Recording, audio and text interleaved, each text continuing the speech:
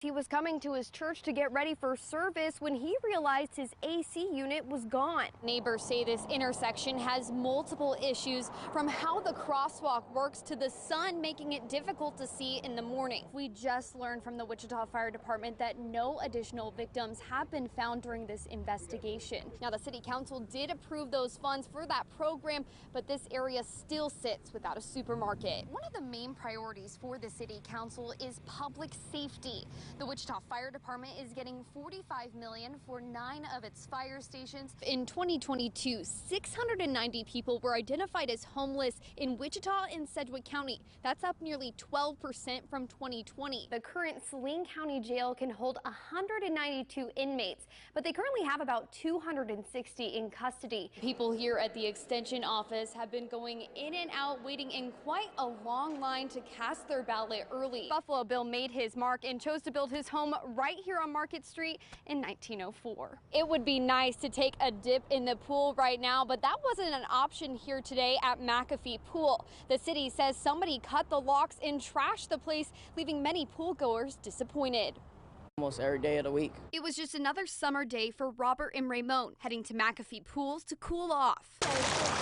Dropped off by their uncle, they walked to the front doors to find the pool closed. So we had to walk all the way back to the house. The city of Wichita says someone broke in and vandalized it sometime between Monday night and Tuesday morning. They broke out the windows inside of our guard room. The aquatic supervisor says they also tipped over flower pots and stole the equipment used for transactions. An estimated $15,000 in damage, causing staff to clean up for the day and swimmers like Robert and Raymond to find another way to beat the summer heat. Annoying, very, very sad.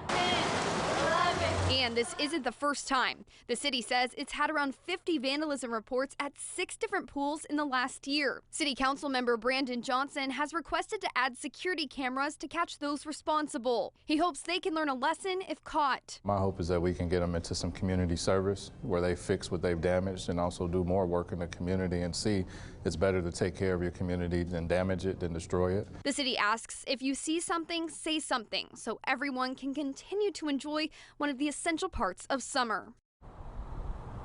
Johnson hopes to have those security cameras reach the council before the budget is finished in August. As for when the pool reopens, Parks and Rec says they hope to only be closed today, depending on how quickly they can get the new transaction equipment up and running. Here for you in Wichita, Samantha Boring, KSN News 3. Farmers I spoke with say they've never seen a drought this bad. They're hoping and crossing their fingers for any moisture to come through to help the crops grow and bring residue to the soil. Many fields in Kansas are dry. We're only 10 days in, but we're still behind. The top couple inches are moist, but you get under those top couple inches, we're dry. Aaron Lang has been farming in Conway Springs for nearly 2 decades. He says he's trying to keep fields moist by low tilling and planting cover crops. And we double cropped soybeans back in, and the soybeans got about 4 or 6 inches tall, and they died because of the lack of moisture. Lang is not the only one feeling the effects of little to no rain. The wheat's disappearing rapidly.